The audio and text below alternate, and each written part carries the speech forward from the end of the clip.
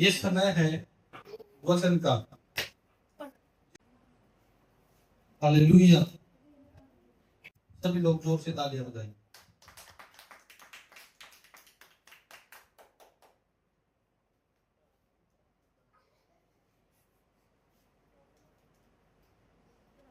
ये समय है वचन का। तो वचन में चलने से पहले हम लोग प्रार्थना करते हैं।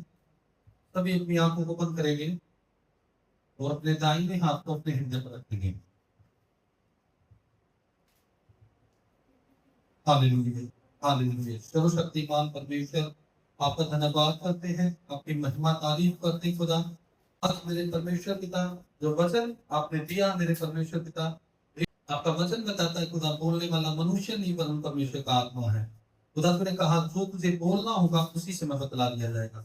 परमेश्वर बोलने वाला मैं नहीं, परंतु तेरा पवित्र आत्मा मेरे अंदर से होकर बात करे। खुदा आप तेरे बच्चों को जो शब्द जो वचन दिया जाए खुदा, पवित्र आत्मा की सामर्थ बल से उतरे। वो मेरे शब्द नहीं खुदा, आपके शब्द मेरे परमेश्वर पिता। पवित्र इस वचन को समझने में, इनको सुनने में, इनकी गहराइयों में हमें लेकर जाना पवित्र आत्मा जी। जितने भी लोग आज का वचन सुने मेरे परमेश्वर जी, आज खुदावन परमेश्वर के दिलों की भूमियों को तैयार करना और वचन के द्वारा इनको आशीष देना खुदावन परमेश्वर, और ये अपने जीवन में इस वचन के द्वारा 100 गुना फलों को लेकर आए पिता। और कोई भी अंधकार की शक्तियां इन वचनों को इन बच्चों के जीवन से चुराना ना पाए। आपका धन्यवाद करते हैं और यीशु के नाम से इस प्रार्थना को मांगते हैं। आमीन, आमीन, आमीन। हालेलुया। परमेश्वर का धन्यवाद करते हैं, परमेश्वर की तारीफ करते हैं। यीशु मसीह की जय। सभी लोगों से तारीफ करें। आप लोगों को मैंने जो पिछला वचन सुनाया था वो क्या था कि परमेश्वर के दिल तक जाने का मार्ग क्या है। आप लोगों ने सुना था पवित्र वचन से कि आयु था परमेश्वर का जन, जो परमेश्वर के दिल तक उसने रास्ता ढूंढा था, उसने परमेश्वर के दिल में अपनी जगह बनाई। अब ये सवाल उठता है हमारे जीवन में, हमारे दिल के अंदर, कि आयु के पास कितनी धन संपत्ति थी, पर लेकिन हमारे पास वो धन संपत्ति नहीं है। हालेलुया। तो हम लोग सोचते हैं कि आयु के पास तो बहुत सारी धन संपत्ति थी, वो इस वजह से लोगों की मदद और सहायता करता था। पर लेकिन परमेश्वर हम लोगों को क्या सिखाना चाह रहे हैं? परमेश्वर हमारे धन से नहीं प्रेम करता। परमेश्वर हमें सिखा रहे हैं। आज का जो वचन परमेश्वर ने दिया है, आप लोगों ने ध्यान से सुना, पवित्र आत्मा ने हमें क्या बताया है। परमेश्वर हमारे पैसों से, जरूरी नहीं है हमारे पास धन संपत्ति है, पैसे हैं तभी हम परमेश्वर के लोगों की मदद कर सकते हैं। परमेश्वर पैसा नहीं देखता, परमेश्वर दिल देखता है। एक इंसान का दिल कैसा है, उसके दिल के अंदर परमेश्वर के लोगों के लिए और परमेश्वर के लिए कितनी मान सम्मान और कितनी इज्जत है। जरूरी नहीं है इंसान के पास पैसा है तभी वो लोगों की मदद करेगा। परमेश्वर का वचन कहता है कि परमेश्वर मनों को जानता है, परमेश्वर दिलों को जानता है। अगर आपका मन परमेश्वर की ओर है, जरूरी नहीं है आपके पास पैसे नहीं है तो आप परमेश्वर का दिल तक पहुंच नहीं सकते। परमेश्वर के दिल तक पहुंचने का मार्ग, हालेलुया। तो परमेश्वर हमें ये दिखाता है कि जरूरी नहीं है आपके पास धन संपत्ति हो, आपके पास कुछ भी नहीं है तो भी परमेश्वर आपसे प्यार करता है। उसके बावजूद भी आप परमेश्वर के दिल तक पहुंच सकते हो। परमेश्वर के दिल तक पहुंचने के लिए जरूरी नहीं है आपके पास बहुत सारी धन संपत्ति हो। आयु के पास थी, उसने अपनी धन संपत्ति से परमेश्वर के लोगों की मदद करी। पर लेकिन परमेश्वर कहता है अगर तेरे पास कुछ भी नहीं है तो भी तू परमेश्वर के लोगों की मदद कर सकता है। आप लोगों को बताया जाएगा कि अगर आप लोगों के पास कुछ नहीं है तो आप कैसे परमेश्वर के लोगों की मदद कर सकते हैं। मैं वचन निकालता हूं, आप लोगों ने ध्यान से सुनना है।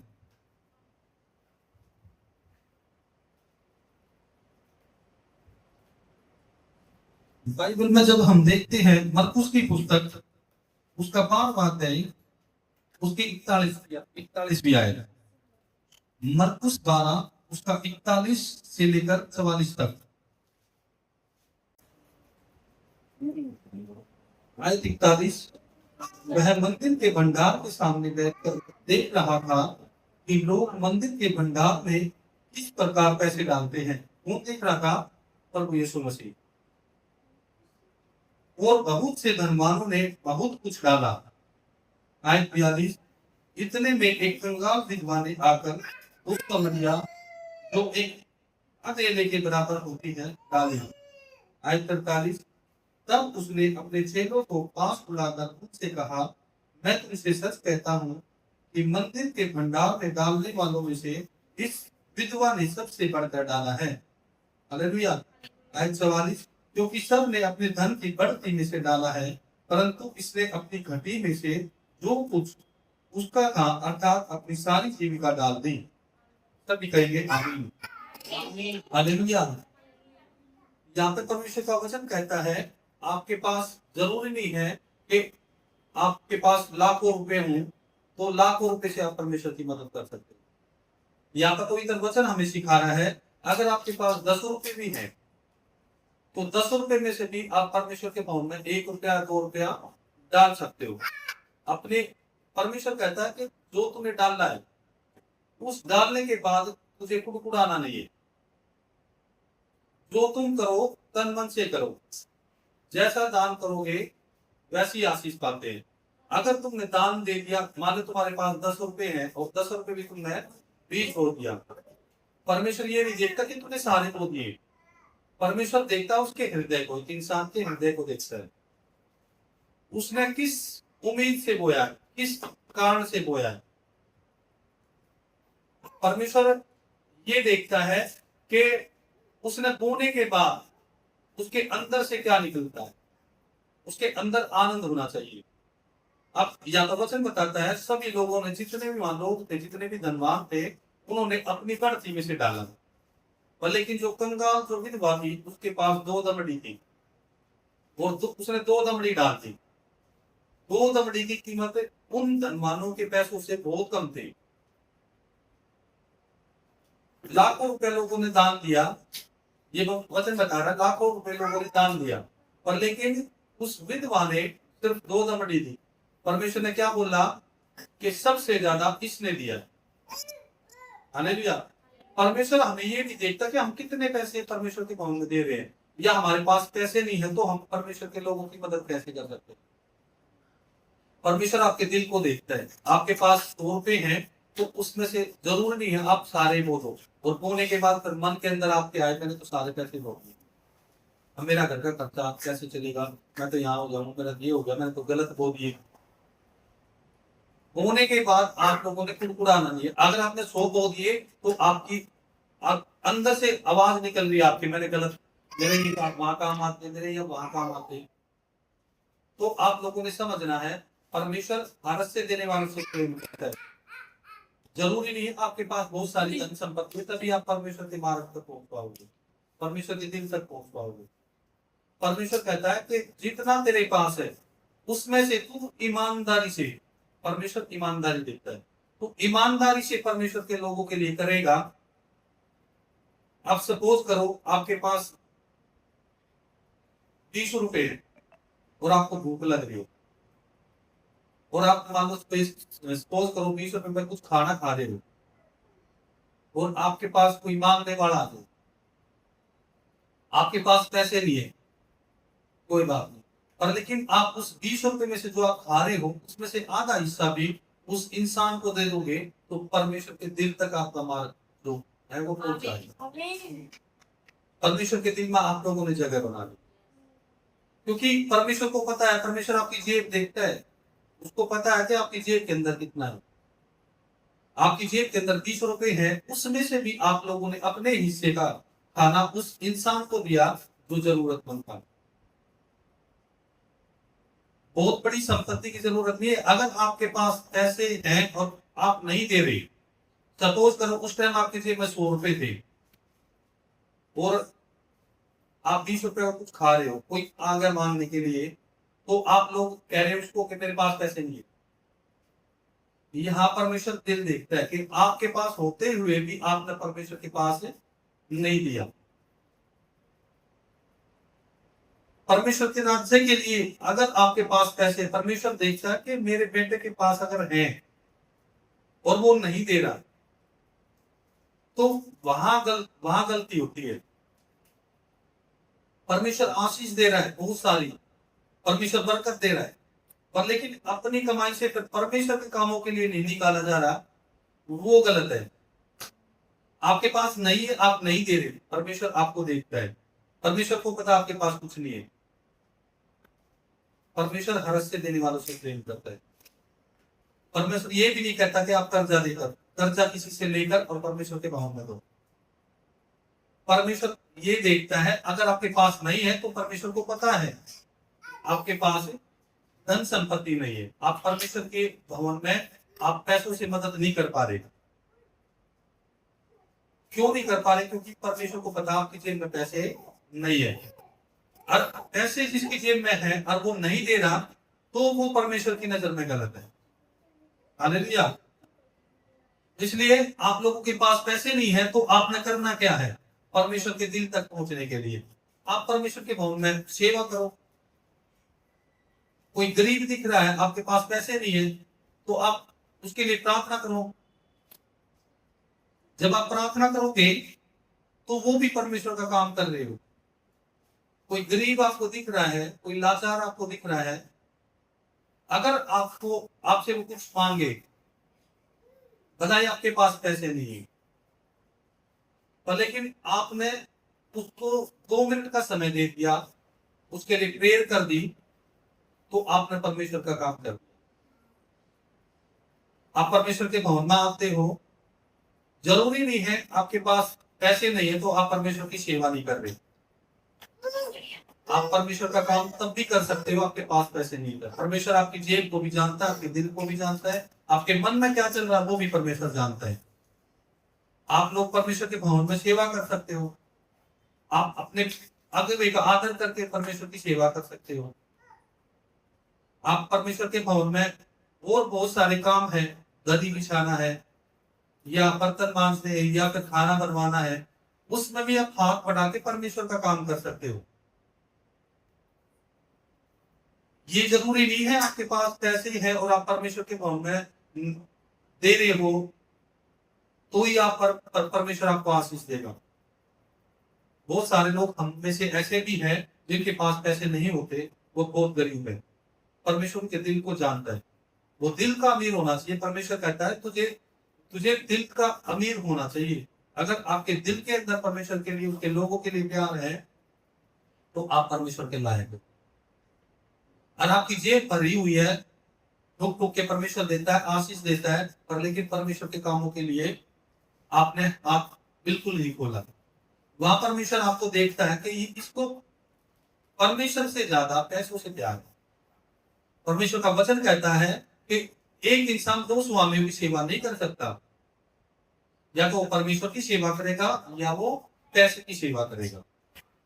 अगर वो पैसों की सेवा करेगा तो उसका मन पैसों की ओर जाएगा, अगर परमेश्वर की सेवा करेगा तो उसका पैसे की तरफ मन नहीं जाना चाहिए। परमेश्वर ने बोला है। हालेलुया। इसलिए आप लोगों ने समझना है, आपके पास पैसे नहीं है, परमेश्वर जानता है, आपकी जेब को जानता है, आपकी सिचुएशन को जानता है। आप और तरीकों से भी परमेश्वर के दिल तक पहुंच सकते हो, और भी बहुत सारे मार्ग हैं जो परमेश्वर की ओर आप बढ़ सकते हो। हालेलुया। आप लोगों ने बाइबल से पढ़ा होगा, जब एक गरीब और लाचार इंसान मंदिर के बाहर बैठा हुआ था, पतरस और उसका चेला था, उसके साथ जो जा रहे थे, यीशु के 2 चेले थे, पतरस और उसके साथ यूहन्ना था। तो वहां पे एक गरीब उसने बोला पतरस को कि मुझे पैसे दे दो। तो पतरस ने क्या बोला? मेरे पास देने के लिए धन संपत्ति या सोना चांदी तो नहीं है, पर मैं तेरे लिए एक काम जरूर कर सकता हूं, मैं परमेश्वर से तेरे लिए प्रार्थना करता हूं। जरूरी नहीं है आपके पास पैसे नहीं है, आप गरीब कोई आपके पास आ गया, आपके पास पैसे नहीं है, जरूरी नहीं है आपने उसको पैसे नहीं दिए तो आप परमेश्वर के पैसे देके ही परमेश्वर के बोल जा सकोगे। आपके पास पैसे नहीं है तो आपके पास समय है, 2 मिनट के लिए उसकी बात सुनो। ये परमेश्वर के दिल तक पहुंचने का मार्ग बता रहा हूं आप लोगों को। आपके पास पैसे नहीं है, आप उसकी 2 मिनट बैठ कर उसकी सुनो और उसके लिए प्रेयर करो। जब आप उसके लिए प्रेयर करोगे तो आपकी प्रार्थना को सुनकर क्या करेगा परमेश्वर, उसके ऊपर दया करेगा। इसलिए आप लोग प्रार्थना के द्वारा भी परमेश्वर से आशीष पा सकते हो। कोई दुखी इंसान है, अगर आपसे कुछ हेल्प मांग रहा है, आपके पास कुछ भी नहीं देने को, आप उसके पास 2 मिनट बैठकर उसका दिल खुश करोगे, आपकी वजह से उसके चेहरे पर मुस्कान आई है, तो आपने परमेश्वर का बहुत बड़ा काम कर दिया। समझ आ रही है आप लोगों को? हमने पिछले हफ्ते सुना था, आय के पास बहुत सारी धन संपत्ति थी, वो पैसों से परमेश्वर की सेवा करता था। उसके पास परमेश्वर ने दिया था तभी वो पैसों से सेवा कर रहा था। पर लेकिन परमेश्वर के जो चेले थे, बहुत सारे ऐसे चेले थे जो गरीब थे, वो भी परमेश्वर की सेवा कर रहे थे। वो कैसे सेवा कर रहे थे? वो लोगों की हेल्प कर रहे थे। जो गरीब थे उनके पास 2 मिनट बैठकर, जो दुखी थे सुनते थे, उनके लिए प्रार्थना करते थे। आपके पास जरूरी नहीं है बहुत सारे पैसे हैं, आपके पास कुछ जरा सा है, मान ली 2 रोटी है आपके पास, आपके पास कोई मांगने आ गया, 2 रोटी में से एक उसको दे दो, एक आप खा लो, तो आपने परमेश्वर का दिल छू लिया उसने। जरूरी नहीं है आप उसको भरपेट दो, अपने हिस्से में से आपने कुछ दे दिया तो परमेश्वर के दिल को छू लिया आपने। क्यों? क्योंकि परमेश्वर ये देखता है इसके पास थोड़ा था, इसने थोड़े से में इससे भी इस बेटे को दिया, तो परमेश्वर के दिल को आपने जीत लिया। समझ में आ रही है? हालेलुया। प्रेरितों के काम उसका 30वां अध्याय उसकी 6ठी आयत में क्या लिखा है, ध्यान से देखना। प्रेरितों के काम उसके 30वां अध्याय उसकी 6ठी आयत। जब पतरस और उसका प्रभु यीशु मसीह का चेला था, तो वे मंदिर में जा रहे थे और उस भिखारी ने पतरस को बोला कि मुझे कुछ दे दे, उससे मांगा पतरस से। तो पतरस ने क्या बोला? लिखा तब पतरस ने कहा, चांदी और सोना तो मेरे पास नहीं है, परंतु जो मेरे पास है वह तुझे देता हूं। यीशु मसीह नासरी के नाम से चल फिर। और उसने उसका दाहिना हाथ पकड़कर उसे उठाया और तुरंत उसके पांवों और टखनों में बल आ गया। वह उछल कर खड़ा हो गया और चलने फिरने लगा और चलता और कूदता और परमेश्वर की स्तुति करता हुआ उनके साथ मंदिर में चला गया। सभी कहेंगे आमीन। हालेलुया।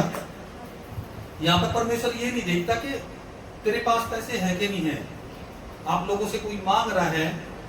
यहाँ पतरस के पास कुछ भी नहीं था, उसने बोला मेरे पास देने के लिए धन संपत्ति या सोना चांदी तो नहीं है, पर मैं क्या करता हूँ, तेरे लिए प्रार्थना करता हूँ। और जैसे ही पतरस ने उसके लिए प्रार्थना करी तो क्या हुआ? वो चलने लगा। आपकी प्रार्थनाओं को जब परमेश्वर के दिल के अंदर आप लोगों ने जगह बना ली, आप लोग जब प्रार्थना करोगे किसी गरीब के लिए जो कोई लाचार होगा, तो परमेश्वर आपकी प्रार्थना को सुनकर उसको जवाब देगा, उसको चंगा करेगा। तो आप लोग वहां परमेश्वर का काम कर रहे हो। हालेलुया। बहुत सारे लोग ऐसे हैं जो अपने शरीर से परमेश्वर की सेवा करते हैं, जैसे सुसमाचार प्रचार करना, गरीबों की हेल्प करना। बहुत सारे लोग जिसके पास पैसे, वो पैसों से सेवा करता है परमेश्वर की, पर लेकिन जिसके पास पैसे नहीं होते वो भी परमेश्वर की सेवा करते हैं। किसी जो आप लोगों को दुख में दिख रहा है, 5 मिनट उसके पास बैठ के उसकी सुनी, उसका दुख जो है जीवन में वो आप लोगों ने सुना, उसको दिलासा दी, तो आप लोगों की दिलासा के द्वारा उसका मन चेंज होता है, तो परमेश्वर का काम करा आप लोगों ने। हालेलुया। इसलिए जरूरी नहीं है आपके पास धन संपत्ति है तो उसी से आप परमेश्वर की सेवा कर सकते हो। परमेश्वर की सेवा करने के बहुत सारे तरीके हैं। यहाँ पतरस के पास कुछ भी नहीं था, पवित्र वचन बताता है उसने क्या किया, उसके लिए प्रार्थना करी। जब उसने प्रार्थना करी तो क्या हुआ, परमेश्वर ने उसकी प्रार्थना को सुना और उस भाई को चंगा कर दिया। आप जब किसी के लिए प्रार्थना करोगे तो परमेश्वर आपकी प्रार्थना को सुनकर उसको जवाब देगा, उसको चंगा करेगा। तो क्या होगा, वो परमेश्वर की बड़ाई करेगा। हो सकता है आपकी प्रार्थना के द्वारा वो परमेश्वर के पास आ जाए, तो परमेश्वर उसके लिए आपको कितनी ब्लेसिंग देगा। हालेलुया। इसलिए आप लोगों ने ये काम करने हैं। परमेश्वर के दिल तक पहुंचने का मार्ग ये भी है कि आप किसी के लिए प्रार्थना करो। कोई दुखी है, कोई आपके सामने रो रहा है, उसकी ध्यान से सुननी है और उसके बाद उसको समझाना है, समझा के उसको दिलासा देनी है और प्रार्थना करनी उसके लिए। जब आप लोग उसके प्रार्थना करोगे तो क्या होगा, जिंदा वचन उसके जीवन में काम करेगा, क्योंकि वचन कभी टलता नहीं। परमेश्वर का वचन बताता है एक विश्वासी किसी के लिए प्रार्थना करता है तो परमेश्वर की प्रार्थना को जरूर सुनता है, खासकर उस बंदे की जो लाचार के लिए प्रार्थना कर रहा है। अगर कोई एम्बुलेंस आपके सामने से जा रही है, आपको नहीं पता उसके अंदर क्या है क्या नहीं है, हो सकता है वो सीरियस हो। आप लोगों ने करना क्या है, उस एम्बुलेंस के लिए, उस ड्राइवर के लिए, उस पेशेंट के लिए प्रार्थना करनी है। जब आप 2 मिनट खड़े होकर आप चल रहे हो, आपने 2 मिनट खड़े होना, 2 मिनट खड़े होकर परमेश्वर से सच्चे हृदय से बोझ के साथ जब आप प्रार्थना करोगे तो हो सकता है वो जो सीरियस बंदा है आपकी प्रार्थना, 2 मिनट की प्रार्थना उसका जीवन बचा ले। ये आपने क्या कर दिया, परमेश्वर का बहुत बड़ा काम कर दिया। कैसे, एक इंसान का जीवन बचा दिया आप लोगों ने। उससे आपने क्या किया, परमेश्वर के दिल के अंदर अपनी जगह बना ली। समझ पाए आप लोगों को?